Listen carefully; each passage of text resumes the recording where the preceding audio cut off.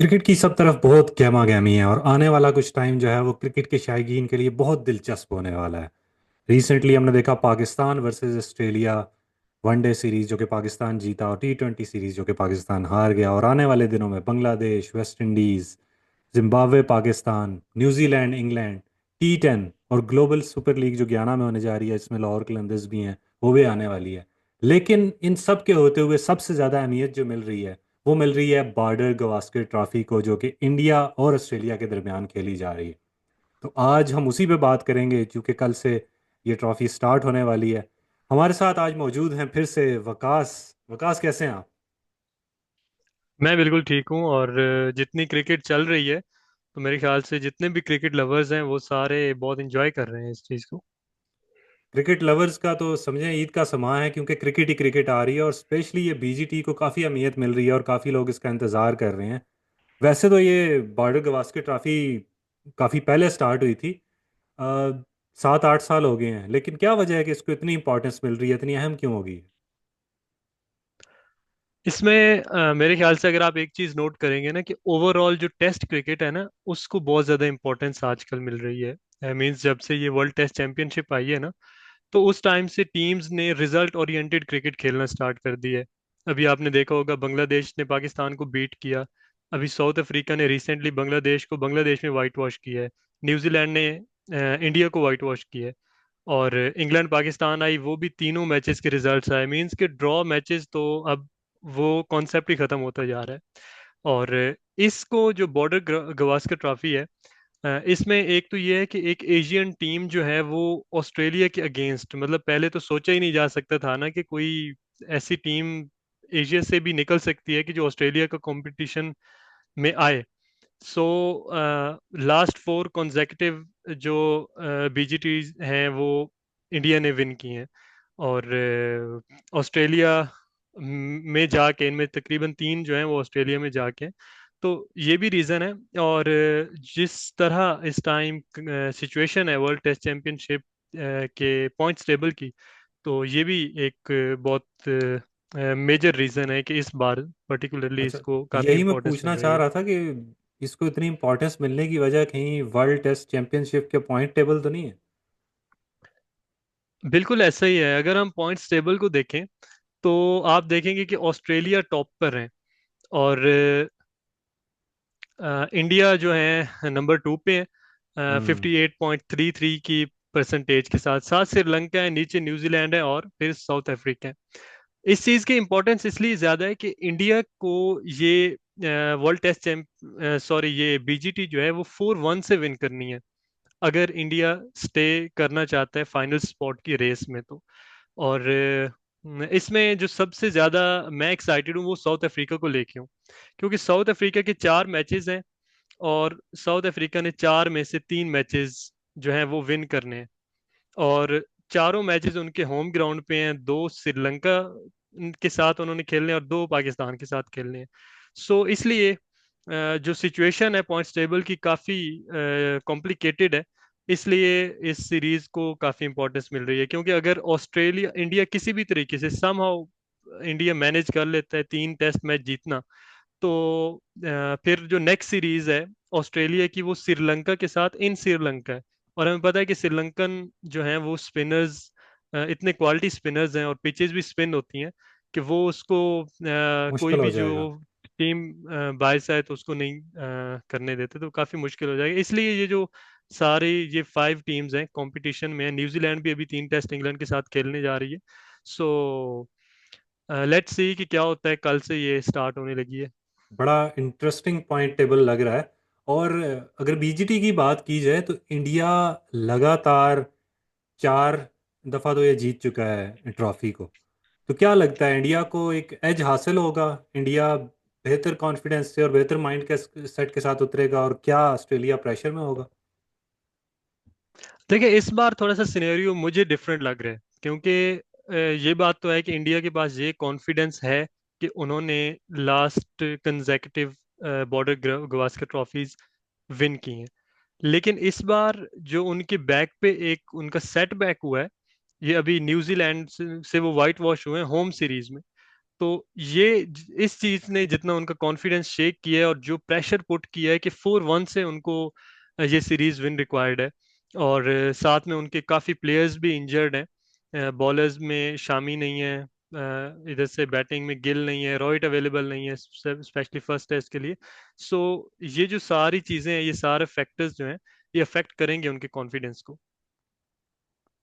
Batting पे अगर आए और बैटिंग लाइनअप्स की बात करें, आपने तो अभी बता दिया कि रोहित जो हैं वो तो अवेलेबल नहीं है। तो ये इंडिया के लिए ज़ाहिर है एक ड्रॉबैक होगा उनके लिए। और दूसरी तरफ ऑस्ट्रेलिया जो है वो एक डेब्यूटेंट को लेके आ रहे हैं इतनी मेजर ट्रॉफी में, नेथन मैक्सवेनी को। तो बहुत बड़ा रिस्क नहीं ले रहा ऑस्ट्रेलिया? ऑस्ट्रेलिया मेरे ख्याल से चैंपियंस हैं भी इसीलिए कि वो रिस्क लेते हैं। और अगर आप एक चीज देखें कि पहले उनके पास डेविड वार्नर थे, अब वो रिटायर हो चुके हैं। सो उनको एक फ्यूचर के लिए एक ओपनर तो चाहिए। तो उन्होंने इसी ही एक बिग सीरीज में वो ओपनर लेके आ रहे हैं और एक लॉन्ग टर्म के लिए लेके आ रहे हैं। तो मेरे ख्याल से थोड़ा सा रिस्की है, लेकिन उनके पास कोई और ऑप्शन भी नहीं है। सो इसको हम मेरे ख्याल से इतना नहीं कहेंगे, क्योंकि जो इंडिया का बॉलिंग अटैक है वो भी कोई इतना मतलब कि ज्यादा तगड़ा नहीं लग रहा है इस बार। तो ये एक अच्छा डिसीजन है उनकी तरफ से। लेकिन जो इंडिया के लिए है, स्पेशली जो पर्थ पे कल टेस्ट मैच स्टार्ट होना है, उसमें हम देखें कि रोहित शर्मा एब्सेंट है। और उनके पास ऑप्शंस कौन कौन से हैं? केएल राहुल जो कि ऑलरेडी ऑस्ट्रेलिया में थे, उनके ए टीम के साथ थे, उनको वहां पे स्टे करने का कह दिया गया है कि आप स्टे करें एंड होपफुली वो फर्स्ट टेस्ट मैच खेलेंगे। दूसरा जो ऑप्शन है वो ईश्वरन का है, जो एक बड़े टैलेंटेड प्लेयर हैं। फर्स्ट उनके को फर्स्ट टाइम कॉल किया गया टेस्ट स्क्वाड में, उनकी 48.87 की एवरेज है फर्स्ट क्लास में, और 2700 है उनके फर्स्ट क्लास में। सो मेरे ख्याल से अगर इंडिया, एक सिचुएशन ऐसी बन चुकी है कि इंडिया ईश्वरन को चांस दे सकता है, लेकिन क्योंकि उनके बैक पे प्रेशर काफी ज्यादा है 4-1 के साथ, और फिर उनका जो शुभमन गिल है वो भी थंब फ्रैक्चर की वजह से वो फर्स्ट टेस्ट से ऑलमोस्ट आई होप कि वो रूल्ड आउट है। अभी तक कोई कंफर्मेशन नहीं है, लेकिन वो फिट नहीं है। सो एक और जो प्लेयर है, ये पदिकाल, उनको वो वन डाउन पे लेके आएंगे। जायसवाल एक यंगस्टर है जो ऑलरेडी ओपन करते हैं रोहित शर्मा के साथ। तो एक थोड़ा सा सीनियर प्लेयर केवल राहुल को ही मेरे ख्याल से लाया जाएगा, लेकिन इस चीज का प्रेशर है। और फिर जो रेगुलर ओपनर रोहित नहीं है और सीनियर प्लेयर, तो मेरे ख्याल से इसमें थोड़ा सा इफेक्ट होगा इंडिया को। बिल्कुल लग भी ऐसा ही रहा है कि न्यूजीलैंड से अपने होम ग्राउंड में जहाँ पे इंडिया हारता नहीं है, वहाँ पे न्यूजीलैंड से वाइट वॉश हुए हैं। उसके बाद रोहित और बाकी ये जो इश्यूज चल रहे हैं, तो इंडिया भी काफ़ी प्रेशर में होगा, हालांकि वो 4 दफ़ा लगातार जीत चुके हैं। अच्छा, अगर हम कुछ स्टैट्स पे देखें वर्ल्ड टेस्ट चैंपियनशिप की बॉलिंग के, तो उसमें हमें ये नज़र आता है कि टॉप 5 में जो बॉलर्स हैं वो या तो ऑस्ट्रेलिया से हैं या इंडिया से हैं। इस वजह से भी इसकी बड़ी अहमियत है इस ट्रॉफी की। जसप्रीत बुमराह का तो इसमें नाम नहीं है, लेकिन चलें स्टैट्स थोड़े शेयर कर लेते हैं। अश्विन 62 विकेटों के साथ पहले नंबर पे हैं। फिर जोश हेजलवुड हैं, 51 विकेटें उनकी हैं। जडेजा, उसकी भी 51 विकेटें हैं। पैट कमिंस और मिचेल स्टार्क दोनों 48-48 विकेट्स के साथ चौथे और पांचवें नंबर पे हैं। इसको कैसे देख रहे हैं आप? इसमें अगर आप एक चीज नोट करेंगे ना, तो इंडिया इंडियन जो भी प्लेयर हैं उनमें रविचंद्र अश्विन है और रविंद्र जडेजा है, मतलब कि दोनों स्पिनर्स हैं। और क्योंकि इंडिया अपनी होम सीरीज जितनी भी खेल रहा था उसमें जडेजा और अश्विन ने काफी ज्यादा विकेट्स ली हैं। लेकिन ये सीरीज वहां से थोड़ी सी डिफरेंट है, क्योंकि ये ऑस्ट्रेलिया में है। ऑस्ट्रेलिया को ये एज यहाँ पे है कि हेजलवुड, स्टार्क एंड कमिंस, ये तीनों टॉप 5 विकेट टेकर्स में आ रहे हैं, और ऑस्ट्रेलिया में यही फास्ट बॉलर उनको रिक्वायर्ड भी हैं। सो इंडिया का फिर से जो बॉलिंग अटैक का है, थोड़ी सी कंफ्यूजन उन्हें भी होगी, क्योंकि उनके स्पिनर्स ने तो परफॉर्म किया है, लेकिन फास्ट बॉलर जो हैं उस तरीके से अभी तक परफॉर्म नहीं कर पाए, और उनका कॉम्बिनेशन भी कोई इतना सही नहीं लगा। तो मेरे ख्याल से ये जो है ऑस्ट्रेलिया ऑस्ट्रेलिया को डेफिनेटली एज हासिल है कि उनके फास्ट बॉलर जो हैं वो फॉर्म में हैं। हम्म। तो दोनों टीम्स के लिए एक बहुत बड़ा चैलेंज होगा ये ये जो सीरीज है इसमें। अच्छा, बहरहाल हाँ आगे जी। चलते हैं। अगर पेस अटैक की बात की जाए तो आपके मुताबिक कौन सी टीम का पेस अटैक ज़्यादा बेहतर है, इंडिया का या ऑस्ट्रेलिया का? और स्पेशली ऑस्ट्रेलिया पे ऑस्ट्रेलियन बॉलर्स को एज भी हासिल होगा, और स्पिनर्स जो हैं वो इंडिया के अब ऑस्ट्रेलिया में कैसा परफॉर्म करेंगे ये भी देखना है। लेकिन क्या समझते हैं कौन सी टीम को ज़्यादा एज होगा? लेकिन डेफिनेटली ऑस्ट्रेलिया को ज़्यादा इसमें एज है, क्योंकि अगर हम बॉलिंग ऑप्शंस देखें ना, तो इंडिया के पास हैं जसप्रीत बुमराह हैं, सिराज हैं, आकाशदीप हैं, हर्षित राणा है और कृष्ण है। सो ये जो 5 फास्ट बॉलिंग ऑप्शंस हैं, अब इनमें हम देखते हैं कि जो प्रासिद्ध कृष्ण है उनके सिर्फ 2 इंटरनेशनल टेस्ट हैं, और जो हर्षित राणा है उनका इंटरनेशनल डेब्यू ही नहीं हुआ, उनके सिर्फ 10 फर्स्ट क्लास मैचेस हैं।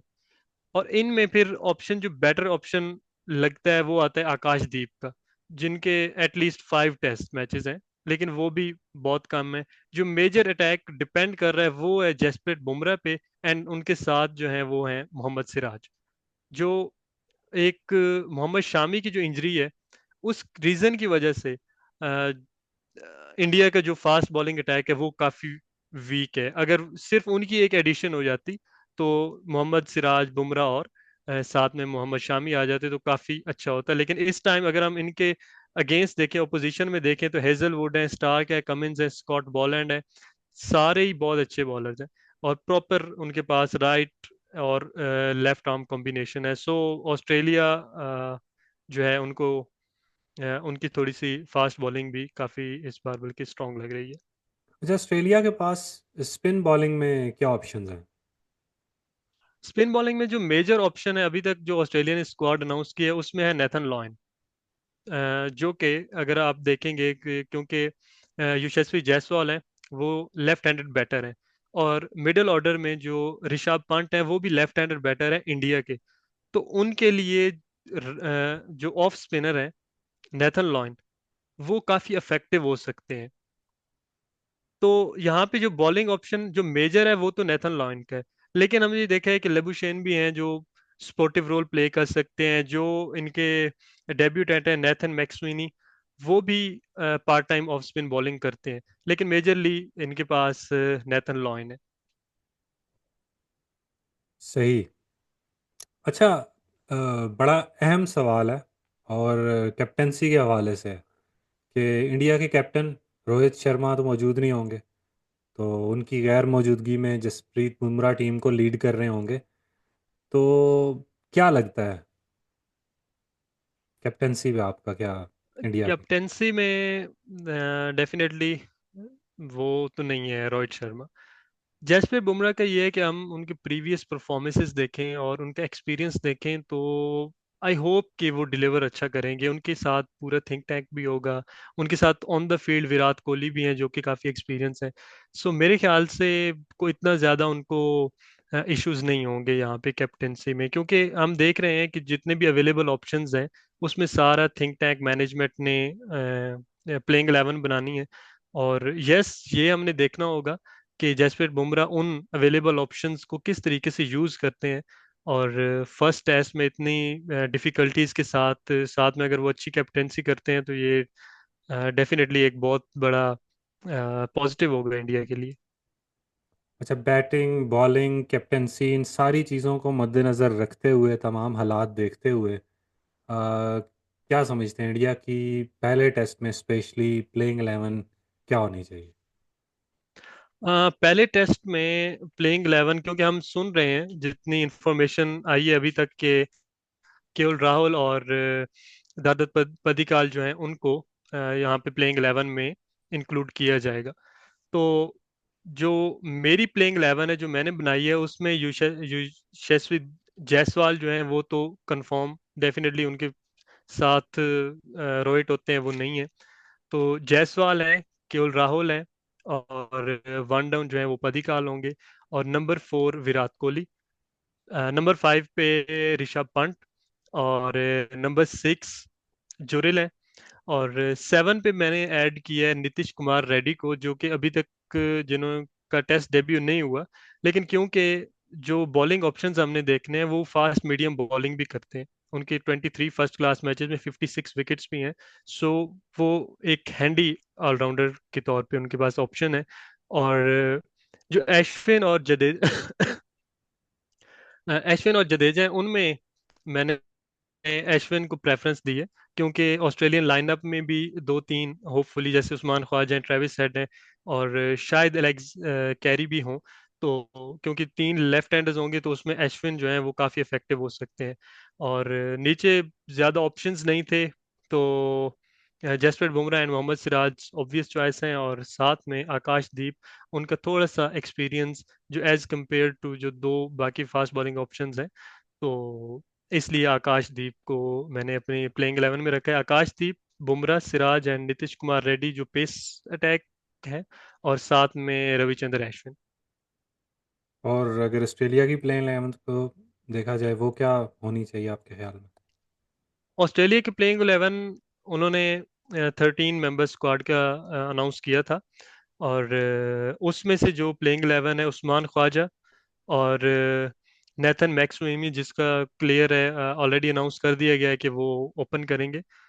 इसमें वन डाउन मिचेल मार्श इसलिए ऐड किया है क्योंकि वो बैटिंग भी है और उनके पास बॉलिंग ऑप्शंस भी है।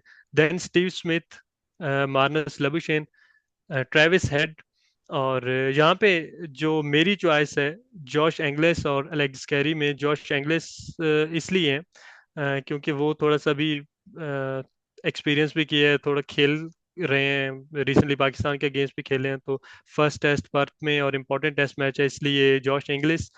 देन स्कॉट बॉलैंड को मैंने ऐड किया है, जॉश हैजलवुड को ऐड नहीं किया। उसकी रीज़न ये है कि इंडियन जो टीम है वो प्रॉपर स्ट्रेंथ के साथ भी नहीं है, बैटिंग स्ट्रेंथ के साथ नहीं है। पर्थ की पिच है, वो स्पोर्टिव भी डेफिनेटली फास्ट बॉलिंग के लिए होगी। तो जो जॉश हैजलवुड हैं उनको, क्योंकि आगे मजीद 4 टेस्ट मैचेस हैं, तो उनमें उनको इंक्लूड किया जा सकता है। फिर Cummins, Starc and Nathan Lyon एक स्पिन बॉलिंग ऑप्शन है। तो जो देखने वाले हैं वो भी अपनी अपनी प्लेइंग 11 जो है वो बना के शेयर करें। देखते हैं कि जो वकास ने प्लेइंग 11 बनाई है और आपने जो बनाई है, इंडिया और ऑस्ट्रेलिया कौन सी प्लेइंग 11 के साथ उतरते हैं। अच्छा, इन सारी सूरत हाल को देखते हुए कोई अंदाज़ा लगाना तो वैसे मुश्किल है कि कौन सी टीम जो है वो जीत सकती है। लेकिन आपको क्या लगता है, आप क्या प्रिडिक्ट करेंगे कि कौन सी टीम जो है, या आपकी ख्वाहिश क्या है कि कौन सी टीम जीते? देखिए, ख्वाहिश मेरी की अगर बात करें तो मैं तो चाहूंगा कि ये इंडिया जीते। उसकी रीजन ये है कि थोड़ा सा और ट्विस्ट आएगा, ड्रामा क्रिएट होगा वर्ल्ड टेस्ट चैंपियनशिप के पॉइंट्स टेबल में। क्योंकि अगर ऑस्ट्रेलिया ये विन कर जाती है तो एक साइड से तो ऑस्ट्रेलिया क्लियर हो जाएगी उसकी पोजीशन। अगर ऑस्ट्रेलिया ये सीरीज हारती है तो उनकी नेक्स्ट सीरीज जो है वो अवे सीरीज है इन श्रीलंका, तो उसका जो एक एक्साइटमेंट है वो बढ़ जाएगी। लेकिन लग मुश्किल रहा है, एक रफ सा जो गट फीलिंग्स है, मुझे ऐसा लगता है कि 2-2 से इक्वल होगी, एक ड्रॉ। अच्छा, तो आप प्रिडिक्ट कर रहे हैं कि इक्वल हो जाएगी। अच्छा, हाँ अगर जी, ये मुझे लगता है। सीरीज इक्वल हो जाती है तो फिर पॉइंट्स टेबल का क्या बनेगा? क्या सूरत हाल पॉइंट्स होगी? टेबल, पॉइंट्स टेबल क्योंकि वो मैच विन करने पे ना पॉइंट्स मिलते हैं। मींस की परसेंटेज होती है कि आपने कितने मैचेस खेले हैं और उसमें से कितने परसेंट आपकी विन परसेंटेज आपकी कितनी है। सो दो अगर विन परसेंटेज में ऐड होंगे तो दो लूज में भी ऐड हो जाएंगे। तो वो बराबर ही रहेगी जो चल रही है, ऑस्ट्रेलिया टॉप पे ही रहेगा। ऑस्ट्रेलिया टॉप पे रहेगी डेफिनेटली, यस। चलें जी, हमारी भी ख्वाहिश है कि ये इंडिया जीते ताकि पॉइंट्स टेबल और ज़्यादा इंटरेस्टिंग हो। और दूसरा, नीचे से अगर साउथ अफ्रीका अपने पॉइंट्स जो है वो बेहतर कर लेता है, वो चार जो उनके मैचेस हैं उनमें से वो जीत लेते हैं अच्छी तादाद में, तो पॉइंट्स टेबल मज़ीद इंटरेस्टिंग हो जाएगा। खैर जी, ये थी बॉर्डर गवास्कर ट्रॉफी के हवाले से डिस्कशन। आपने वो सारी सुनी। आगे आने वाली क्रिकेट भी बहुत ज़्यादा है, जिसमें न्यूजीलैंड इंग्लैंड है, बांग्लादेश और वेस्ट इंडीज़ का शुरू हो चुका है, जिम्बाब्वे पाकिस्तान आना है, जिम्बाब्वे और पाकिस्तान की सीरीज़ आनी है। तो और इसके अलावा जो शॉर्टर फॉर्मेट हैं जिनमें जीएसएल ग्लोबल सुपर लीग जो कि 26 तारीख से स्टार्ट हो रही है, जिसमें दुनिया भर से 4-5 जो हैं वो बड़ी टीम्स शामिल हैं, जिसमें एक लाहौर कलंदर्स भी है। तो ऐसे लाहौर कलंदर्स इस तरह की इवेंट में जाती रहती है। इस तरह एक बार नमीबिया गए थे, फिर T10 में भी लाहौर कलंदर्स की टीम हुआ करती थी, और उसके बाद फिर T10 भी है। तो काफ़ी ज़्यादा क्रिकेट आने वाली है। वकास, शॉर्टर फॉर्मेट्स को लेके आप कौन सी आगे आने वाली जो जो भी सीरीज है उनके लिए एक्साइटेड है? शॉर्टर फॉर्मेट में जो लीग आ रही है ना अभी, ग्लोबल सुपर लीग, क्योंकि वो एक न्यू लीग है और उसमें जो टीम्स हैं उनका जो कॉम्बिनेशन है वो भी बड़ा न्यू है। और फर्स्ट टाइम मतलब कि डिफरेंट, जहाँ से लाहौर कलंदर जा रही है, वाइटलिटी ब्लास्ट से टीम आ रही है, सीपीएल से टीम्स हैं। तो मैं तो उसके लिए सबसे ज़्यादा एक्साइटेड हूँ, क्योंकि डिफरेंट टाइप से एक चैंपियंस लीग जो होती थी उस टाइप का फीलिंग्स आ रही हैं। सही। सही, तो जी हम भी एक्साइटेड हैं और इंतज़ार कर रहे हैं, और यकीनन लाहौर कलंदर से ताल्लुक़ भी रहा है, और पाकिस्तान से वाहिद वही टीम जा रही है, तो हमारी सपोर्ट उन्हीं के साथ होगी। हमारी ख्वाहिश होगी कि वो टीम वहाँ पे अच्छा परफॉर्म करे और एक और ट्रॉफ़ी लेके आए। तो थैंक यू जी, आप सबका देखने के लिए, और थैंक यू आकाश अपनी एनालिसिस शेयर करने के लिए। इंशाल्लाह जल्दी अगले शो में मिलेंगे और आने वाली क्रिकेट पे मज़ीद बात करेंगे। ठीक है जी, अपना ख्याल रखिएगा। अल्लाह हाफ़िज़।